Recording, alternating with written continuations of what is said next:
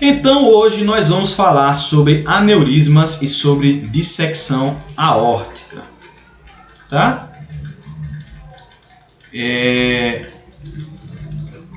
Tem alguma coisa aqui, deixa eu ver.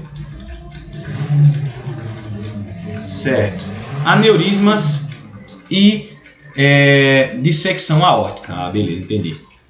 Certo, vamos lá, falar de aneurisma. Primeiro a gente fala de aneurisma, faz algumas questões, aí depois a gente fala de dissecção, certo?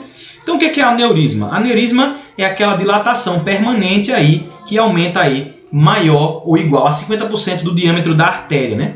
Geralmente a gente vai falar de aneurismas de artéria de aorta, né, abdominal, não é isso? Então nós vamos falar de aorta abdominal e de cajado de aorta, né, dos aneurismas. Geralmente de aorta abdominal, né? A gente tem ali o aneurisma. Quando a gente fala de dissecção de aorta, que pode ser uma complicação, não é isso? Aí a gente fala também de aorta abdominal e de cajado também. Vamos começar pelos aneurismas. Então os aneurismas eles podem ter tipos diferentes, dependendo do tipo. Eles podem ser saculares, né?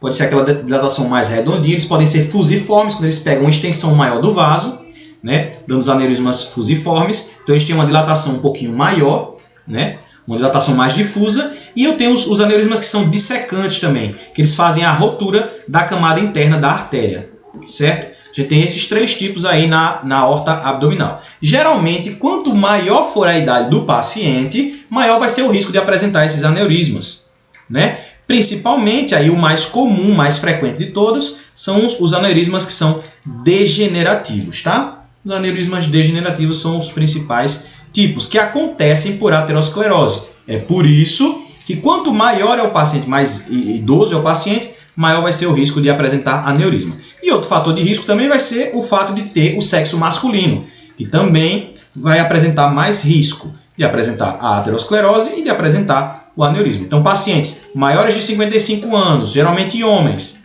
certo? Eles têm o maior risco de apresentar os aneurismas de aorta abdominal. O que mais é importante aí para a gente saber? Os aneurismas de aorta abdominal, geralmente, certo? Eles são infrarrenais. Eles não atingem as artérias renais. E aí, eles preservam aí os rins. Então, não atingem as artérias renais, geralmente, tá? Eles são infrarrenais. Como a gente falou para vocês, os aneurismas degenerativos, eles são os principais tipos de aneurisma, os mais frequentes, causados por aterosclerose. Mas existem outros tipos também, por exemplo, aneurismas inflamatórios, que não se conhece bem a causa desses aneurismas. Também tem os aneurismas infecciosos, causados principalmente aí por endocardite bacteriana, né? E tem os aneurismas que são congênitos. Então a gente tem os degenerativos, por aterosclerose, a gente tem os inflamatórios, que não se conhece muito a causa, causada por inflamação da artéria, e os aneurismas infecciosos e os congênitos. Os infecciosos aí causados aí pela endocardite bacteriana principalmente. Antigamente, a sífilis era um caso muito frequente de aneurisma infeccioso, né? Lembra que a gente tinha ali a sífilis, né? Sífilis causava isso daí. Certo, sífilis terciária, né? Aneurisma de cajado de aorta, não era isso?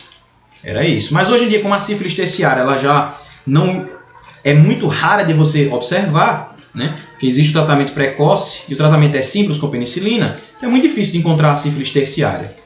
Não é isso? Então, cada vez mais difícil de encontrar aneurisma infeccioso por sífilis. O mais comum é que seja por endocardite, né? Uma infecção que ainda é muito comum, muito prevalente. Os fatores de risco, então, sexo masculino, idade aí entre 65 e 75 anos, mais de 55, já vai aumentando o risco, mas aí geralmente entre 65 e 75 anos é onde você tem a maior incidência, né? Uma história familiar do paciente ter apresentado, um parente ter apresentado aneurisma também, né? Uma doença coronariana, paciente tem hipertensão arterial sistêmica, então ele vai ter maior risco de apresentar. Paciente com colesterol alto, hipercolesterolemia, também vai apresentar. Paciente com DPOC, com aumento dessa pressão intraabdominal, também vai ter maior chance de apresentar aneurisma. Então, pacientes masculinos, 65, 75 anos, que tem história familiar, que tem hipertensão arterial sistêmica e que tem hipercolesterolemia e DPOC. Esses são os fatores de risco para apresentar aneurismas de aorta abdominal. certo? Os pacientes, geralmente, eles vão ser assintomáticos. Não é comum que a gente apresente aí sintomas nesses aneurismas, né?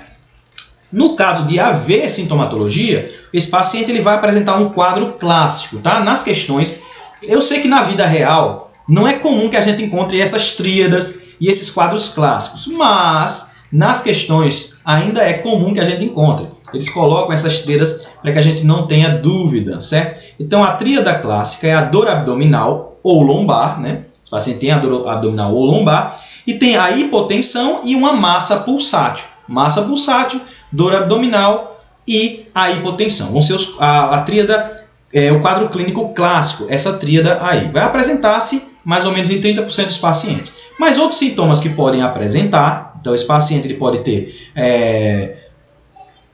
pode ter isquemia periférica, por exemplo, né? Pode ter sinais compressivos, como o caso de hidronefrose, né? Ele pode ter associado náuseas, vômitos ou plenitude pós-prandial. Tudo isso pode estar associado. Mas a tríada característica clássica é a dor abdominal ou lombar, associado à hipotensão e à massa pulsátil aí na região abdominal, certo? Essa vai ser a tríada clássica para a gente falar de aneurisma de aorta abdominal. Quando esse aneurisma está roto,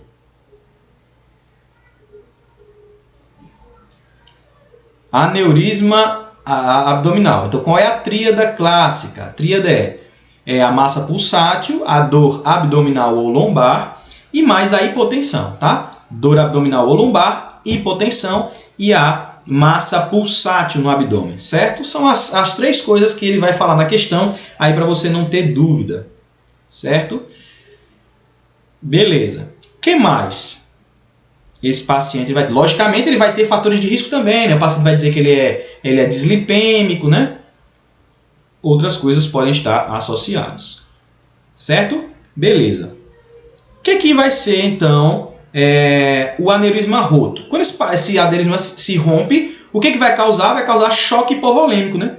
O paciente vai ter a dor a abdominal ou lombar associada a choque hipovolêmico. Esse paciente, além de hipotensão, agora ele está chocado.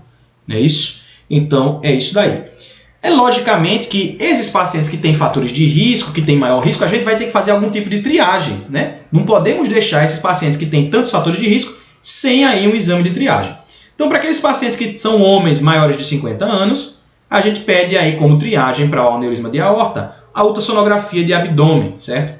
Então, pacientes que são hipertensos, dislipêmicos, que têm DPOC, que são homens, são maiores de 50 anos, a gente vai pedir aí a ultrassonografia de abdômen para ver aí essa dilatação da aorta. Se aparecer, se você observar a dilatação de aorta, você vai ver qual é o diâmetro dessa dilatação. Se está entre 3 e 5 centímetros de diâmetro, então eu faço o acompanhamento com ultrassom, né? 3 a 5 centímetros de diâmetro da aorta, eu vou acompanhar com ultrassom. Se está maior do que 5 centímetros, ou então ele está crescendo, à medida que você vai fazendo aí a ultrassonografia, você observa que o diâmetro da aorta está crescendo, então eu vou pedir uma tomografia computadorizada de abdômen, certo? Então, se está entre 3 a 5 e não cresce, eu faço a ultrassonografia a cada 6 meses. Se ele está maior do que 5, maior ou igual a 5, eu vou fazer aí a tomografia computadorizada de abdômen, certo? Quais são as indicações aí para fazer a cirurgia, certo? Vamos ver aí indicações cirúrgicas para o aneurisma de aorta abdominal. Quando a gente tem um aneurisma de aorta que tem maior do que 5,5 centímetros, né, maior aí de 5 centímetros de diâmetro, é indicação cirúrgica. Se ele tem um aumento do diâmetro aí de 0,5 em 6 meses, como a gente falou, é indicação de cirurgia. Ou então, maior de 1 centímetro em 12 meses, né? Ou um ou outro. Se você tem também aí a presença de sintomas, o paciente ele é sintomático, tem uma alteração aí importante, também aí a gente vai fazer. O paciente, então, ele tem a tríada característica, então a gente vai pensar em fazer tratamento cirúrgico. Presença de sintomas. E se o paciente apresentar aí complicações do aneurisma, qual é a complicação do aneurisma? Então a gente tem uma dilatação da artéria. E aí isso vai causar um turbilhonamento de sangue. E causando esse turbilhonamento, o que é que vai acontecer? A gente vai ter aí a chance de ter embolização periférica a partir do aneurisma. Certo? A formação aneurismática pode gerar aí como complicação uma embolização. Então, no caso de haver embolização, essa complicação é indicativo da gente fazer a cirurgia. Então qual é o indicativo de cirurgia? Maior de 5 centímetros, maior de 0,5 centímetros de crescimento em 6 meses, presença de sintomas e presença de complicações. São nesses casos que a gente vai optar por fazer aí a cirurgia, certo? O tratamento cirúrgico. O acompanhamento aí é, como a gente falou para vocês, né, no caso de se os aneurismas estão entre 3 e 5 centímetros, a gente vai fazer o acompanhamento, né? Certo? E aí vai fazer novamente a ultrassonografia em 6 meses. Quando eles são menores do que 2,6 centímetros, mais ou menos, a gente não precisa fazer acompanhamento não, tá? Depois da cirurgia. E lembrar desse que eu falei para vocês. Homens maiores de 55 anos, que você faz a ultrassonografia abdominal. Se ele tiver uma massa aí, aneurismática maior do que 5 centímetros, então eu faço a tomografia computadorizada de abdômen. Se for entre 3 e 5, eu faço aí o acompanhamento ultrassonográfico aí a cada 6 meses, né, para observar esse crescimento. Se ele cresce, então é indicativo de cirurgia. Se não cresce, beleza, não preciso me preocupar. Qual é o padrão ouro aí da cirurgia? É a cirurgia endovascular. Ela apresenta os melhores resultados, essa cirurgia endovascular, e aí vai ser o padrão ouro para o tratamento desses pacientes que têm aneurisma, certo? Cirurgia endovascular, certo? É o padrão ouro, né? Existe cirurgia aberta? Também existe, também, mas não é o padrão ouro. O padrão ouro é a endovascular. A gente faz cirurgia aberta nos casos aí onde não pode ser realizado, quando existe contraindicação para a endovascular. Então, quais são as indicações para a gente fazer a endovascular? Cirurgia endovascular. Eu vou fazer a endovascular com paciente que ele tem aí contraindicação para o procedimento aberto. Esses pacientes que têm grande risco de fazer a cirurgia aberta, então eu faço aí o procedimento endovascular, tá? O tamanho, a proximidade com as artérias renais vai gerar a dificuldade, né? Então eu opto aí, se tiver proximidade com as artérias renais, eu opto por fazer cirurgia endovascular, certo? Então as duas principais indicações, que é a contraindicação do procedimento cirúrgico de cirurgia aberta e a proximidade com as artérias vasculares, as artérias renais, vão ser as principais indicações aí para a gente estar fazendo essa cirurgia endovascular no caso de aneurisma de aorta abdominal. Certo? Certo. Então vamos fazer questão? Eu sei, meu querido, que você gosta de fazer questão. Você está aqui por causa da questão, não é para ver a minha cara. Você não quer me ver falar, você quer fazer questão. Aí você fica agoniado, dizendo, esse menino conversa, não faz uma questão. Pois vamos fazer. Se o problema era a questão, se você estava triste até agora, vai ficar feliz. A gente vai fazer questão. Não se preocupe não. Vamos lá. Questão 13. Diz assim, ó. Um homem de 66 anos de idade, em consulta de rotina, nega sintomas atuais. Faz caminhadas regulares, sem antecedentes pessoais para hipertensão, diabetes ou dislipidemia. Não utiliza medicações de uso contínuo. Relata a história de tabagismo há 20 anos, maço, mas parou de fumar há 10 anos. Exame físico sem alterações relevantes. Qual dos seguintes exames deve ser realizado neste paciente? 66 anos, que é dislipêmico, tem diabetes e é hipertenso. Tem fatores de risco aí para aneurisma, não é isso? Aí você diz, você só sabe disso porque a gente está estudando aneurisma. Infelizmente, talvez você não pensaria, né? Mas vamos ver aqui, ó. Ultrassom de aorta abdominal, score de cálcio coronariano, teste ergométrico em esteira, ecocardiografia transtorácica, análise de perfusão miocárdica com MIBI. Veja, tem coisas aqui que são muito específicas e que você não pensaria assim de primeira, né? Não é isso? O que é que você diria para mim dessa questão aí, ó? Veja, esse paciente ele é 66 anos, assintomático. A gente viu que todo paciente é homem acima de 55 anos, que tem fatores de risco para apresentar aneurisma de aorta, a gente de praxe faria o screening, né? A ultrassonografia abdominal, né? Ele faz caminhadas regulares aí, não tem evidência clínica de isquemia miocárdica, certo? Ele nega hipertensão, dislipidemias ou diabetes, né? Ele nega. Ele não tem, ele nega, né?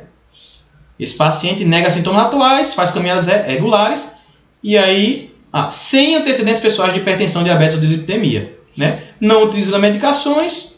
Então esse é um paciente que está assintomático e está bem. Ele só tem a idade avançada e tem aí o tabagismo, né? Tabagismo. Então, a gente não faz sentido a gente fazer a pesquisa de doença coronariana, porque o paciente está assintomático, ele não relata angina. Então aí o teste ergométrico com esteira não faria sentido, não é isso? Porque o paciente está assintomático, não tem angina, não tem nada. A gente faz o teste ergométrico quando o paciente tem relato de angina. Então não seria aí a letra C, né? O teste ergométrico não faz sentido aí nesse paciente. Né? Como ele está assintomático, não vou fazer pesquisa de doença coronariana, né? Certo. A triagem de aneurisma a gente faz, é recomendada aí após os 55 anos. Existem alguns órgãos, né? Alguns órgãos internacionais que eles recomendam aí a partir dos 65 aos 75 anos. Então, no caso, a partir dos 50 anos já se poderia fazer, mas existem organismos internacionais que vão dizer que a melhor época é entre 65 e 75 anos e principalmente para pacientes tabagistas vai ser recomendado, né? A partir dos 50 anos você já poderia fazer, mas se tivesse fatores de risco. Como esse paciente não tem fatores de risco como hipertensão, diabetes, dislipidemia, então qual é o fator de risco daí? É o tabagismo. Para o tabagismo, a recomendação é que se faça a partir dos 65 e 75 anos. Entre 65 e 75 anos. Certo? Certo. Então, o exame aí, para poder verificar, seria a ultrassonografia de aorta abdominal. Letra A. Não é isso? Então, pacientes tabagistas ou pacientes que têm uma história familiar de aneurisma de aorta, você faz aí a partir dos 65, 75 anos em pacientes que são assintomáticos, que não apresentam hipertensão arterial, nem diabetes, nem nada, tá? Se tiver alguns fatores de risco, aí você pode fazer a partir dos 55, vai ser mais indicativo. Se não, se tiver esses outros fatores, ou o tabagismo ou a história familiar, aí você faz aí a partir dos 65 anos. Certo? Mas já poderia fazer a partir dos 50, né? Depende do protocolo que você for seguir. Tá? Esse paciente de 66 anos não deixa dúvida. É isso? Vamos fazer aqui, vamos ler a outra questão aqui. Ó. Homem de 71 anos, assintomático, com antecedentes de hipertensão e ex-tabagista. Em consulta anterior de rotina, foi encontrado massa abdominal pulsátil, preste atenção, e expansível em mesogástrio, ó, uma massa abdominal pulsátil, com limites mal definidos.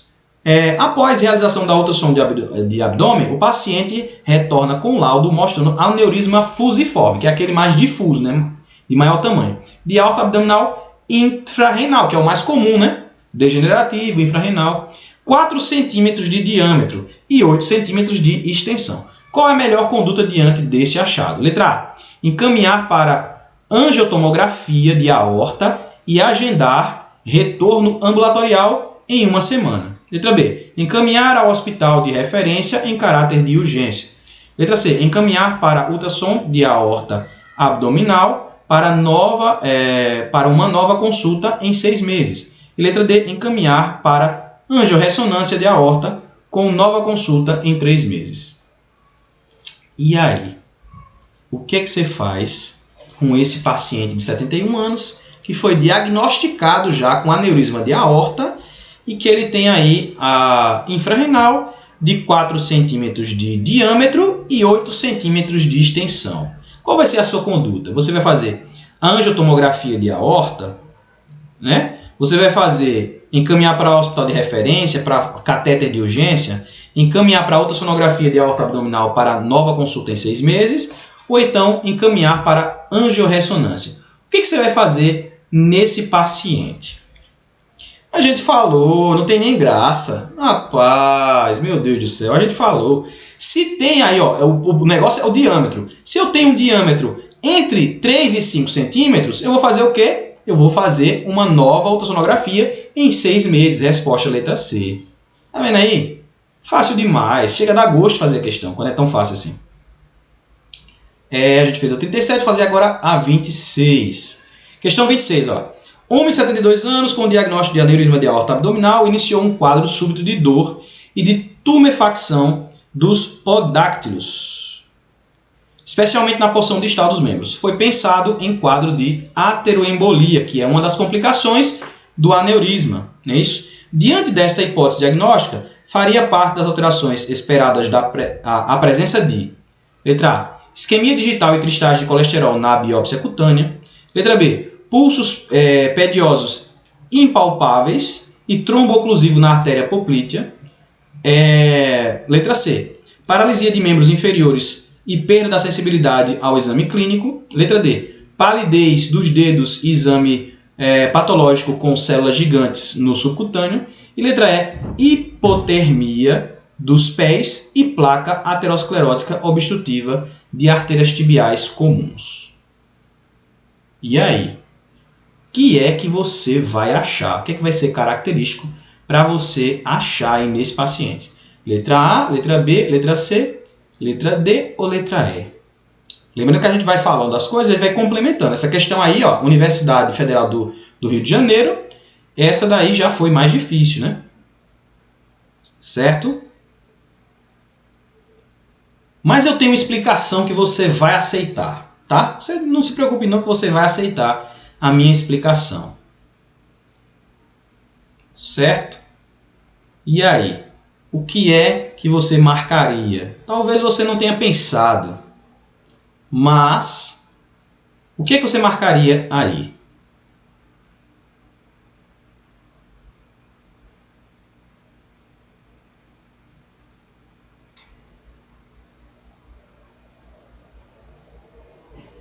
E aí? O que você marcaria aí? Letra A, B, C, D ou letra E? Ó, pensa comigo. Pensa comigo aqui. Rapidão, pensa aí. Ó. O que é que acontece, o que é que se forma, certo? Na parede das artérias. O que é que se forma? Quando o paciente vai ficando mais velho, qual é a tendência? É que o colesterol ele vá se depositando na parede das artérias, não era isso? Não é esse o negócio? Não é a placa que vai se formando, aí o colesterol no início, a gente começa com colesterol, desde novinho a gente começa a formar o colesterol. O que acontece quando tem um aneurisma? O aneurisma proporciona um turbilhonamento de sangue na região do aneurisma, né? Essa região ela está coberta por colesterol. Quando tem o turbilhonamento, solta micropartes desse colesterol e ele vai fazer embolização. Certo? Vai fazer embolização. E aí, esse êmbolo de colesterol, ele vai chegar aí em vasos bem pequenininhos. Certo? Vai chegar em vasos pequenos. Então, existe embolização de placas pequenas de colesterol nessas artérias, nesses aneurismas. Certo? Então, a resposta correta é a letra A. Isquemia digital e cristais de colesterol na biópsia cutânea. Por que acontece a isquemia digital? Inclusive pode gerar necrose também das partes aí digitais, né? Necrose da pele. Por quê? Por causa dessa embolização com microcristais de colesterol. Resposta é a letra A. Tá? Então é isso que vai acontecer. Fácil, fácil. Essa é a principal embolização que existe aí espontaneamente, né? Outro tipo de embolização, por exemplo, é na manipulação, algum procedimento aí endovascular, você pode ter outro tipo de formação de trombo, né? Mas geralmente esses trombos espontâneos aí dos aneurismas vão ser por causa de cristais de colesterol. Resposta letra A. Certo? Tá vendo aí? A vida é assim. Pronto. Já falamos aí, vou deixar aqui, ó, deixei duas questões para vocês fazerem do tema, né? Questão 58 e questão 15, para vocês fazerem. E a gente vai falar agora do nosso segundo tema. Vamos rodar o tema, certo? A gente vai falar agora de dissecção aguda de aorta abdominal, certo? Vamos falar de dissecção aguda de aorta abdominal. Já fizemos muita questão e agora nós vamos falar sobre dissecção, tá? Deixa eu posicionar aqui. Vou deixar aqui, daqui a pouco a gente faz essa questão, certo? Então, vamos falar de dissecção de aorta. Tá certo? Beleza. O que acontece na dissecção aorta? Como é que o paciente ele vai chegar para a gente? Esse paciente ele tem uma dor súbita, certo? Ela não é uma dor compressiva, né? é uma dor súbita lancinante, né? Em região aí precordial. Essa dor é lancinante, tá? É uma dor aí que é irradiada até o dorso. Não é aquela dor compressiva característica da angina, do infarto, por exemplo.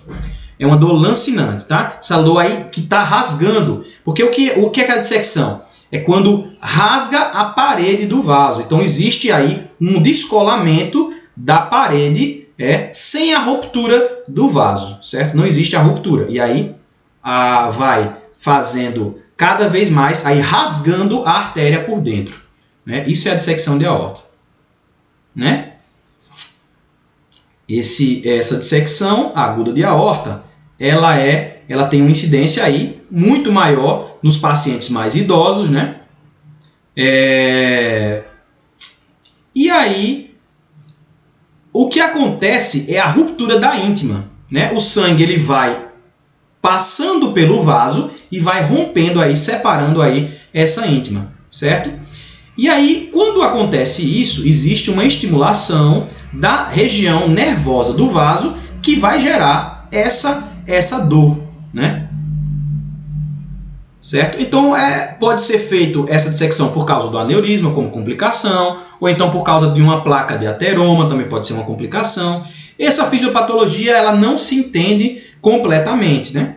Mas aí existe essa característica dos pulsos periféricos diminuídos dos membros inferiores, né? E aí essa dor lancinante. Dor lancinante é súbita, pré-cordial, irradiada para o dorso, que vai ter aí os pulsos periféricos diminuídos nos membros inferiores. Isso vai ser o quadro aí do aneurisma de aorta. Tá certo? Vamos fazer aqui uma questão para que a gente veja o quadro típico, tá? E a gente vai ver a imagem aqui, ó. Vamos ver aqui, ó. Homem, ó, questão 11. Vamos lá fazer a questão 11 para você ver o quadro típico aí do aneurisma, tá? Diz assim, ó. Homem de 45 anos refere dor precordial de início súbito, de forte intensidade e com irradiação para as costas. Ó, dor precordial, início súbito, forte intensidade, irradiada para as costas. Não é irradiada para o ombro, não é irradiada aqui da mandíbula até o umbigo, é para as costas. Interessante. Diferente, né? Há 2 horas. Antecedente pessoal, ele tem hipertensão arterial sistêmica, que é um dos fatores de risco, em uso irregular de enalapril. Exame físico, regular estado geral, pálido, pressão arterial altíssima, 184 por 114, frequência cardíaca de 100, pulmões, murmúrio vesicular sem ruídos adventícios, né?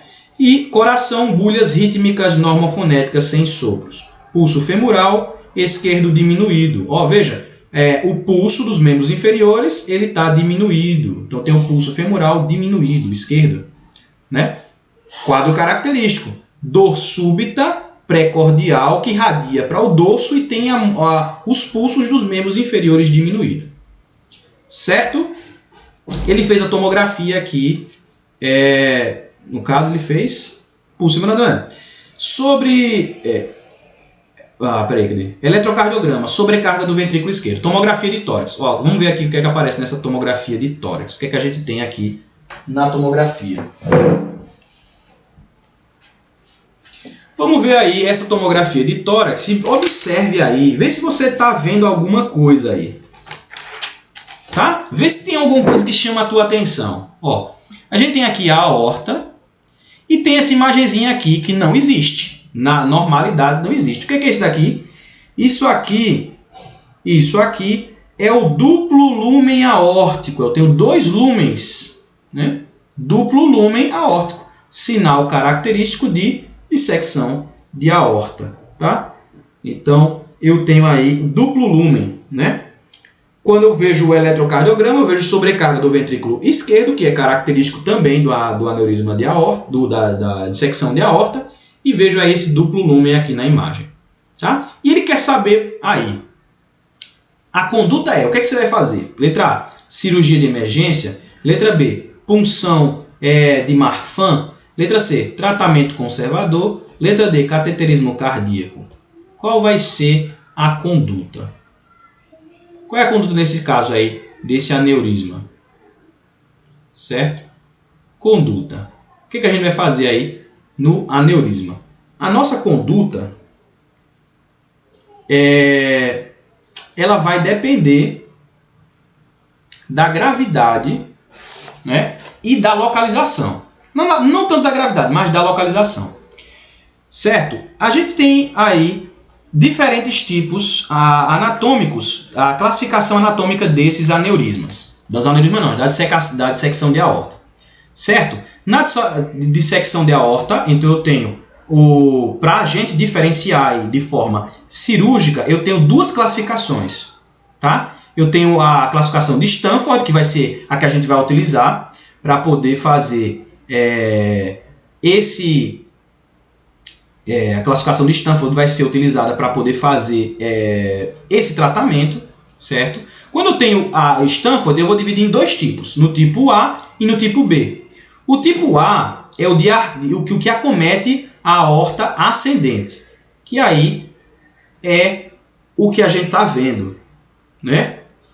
A gente teve aí esse acometimento aí, tá?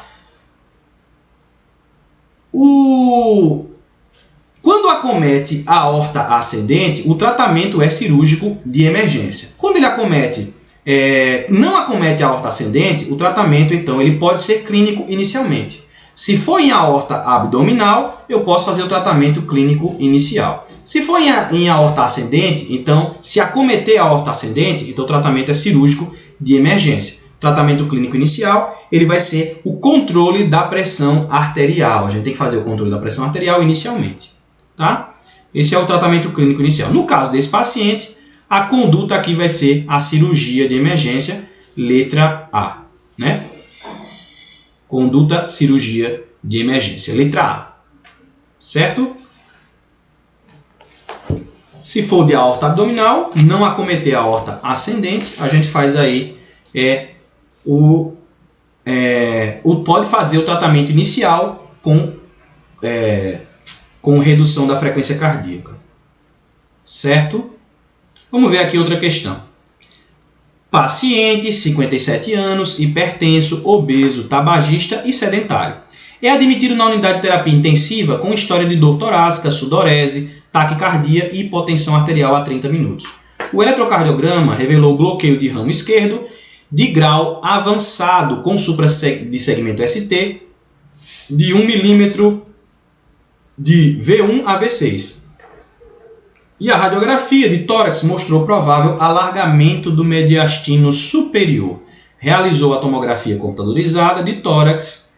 Após medidas iniciais de atendimento, a conduta subsequente é: letra A, cirurgia de emergência, letra B, trombólise química, letra C, toracocentese ou letra D, angioplastia primária de coronariana. Como a gente falou para vocês, esse daí ele teve um alargamento do mediastino superior, então supostamente teve afecção da aorta ascendente, né? O paciente aí teve essa dor súbita, hipertenso, obeso, sedentário, né?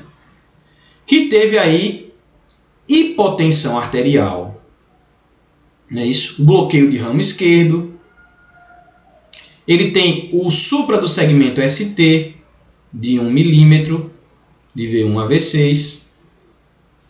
E tem o alargamento do mediastino. Esse é um fator importante. Quando o paciente fala de alargamento do mediastino, o que poderia causar alargamento do mediastino? Dentro do contexto cardiovascular, o que causa alargamento do mediastino principalmente é a dissecção de aorta. Mas, em outros casos, por exemplo, o alargamento do mediastino pode ser por causa de um tumor, pode ser por causa do aumento do timo.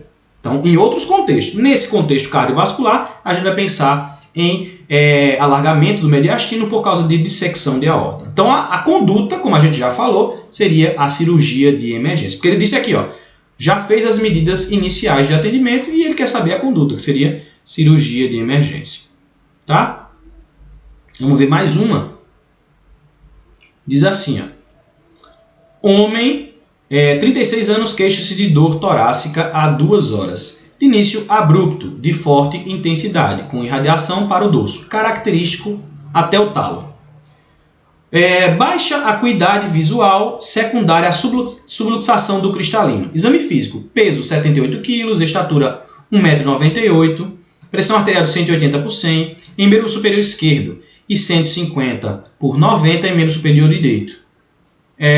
frequência cardíaca de 102, ansioso, eupneico, pulsos presentes e pouco diminuídos em membro superior direito, pulsos presentes e pouco diminuídos em membro superior direito, ausculta pulmonar e cardíaca normais. A principal hipótese diagnóstica e a conduta a ser tomada é, então veja, paciente de 36 anos tem dor torácica súbita, certo? Início abrupto, forte intensidade que irradia para o dorso, certo? Tem uma dor que vai irradiar para o dorso, o paciente que está aí em hipertensão arterial e redução dos pulsos.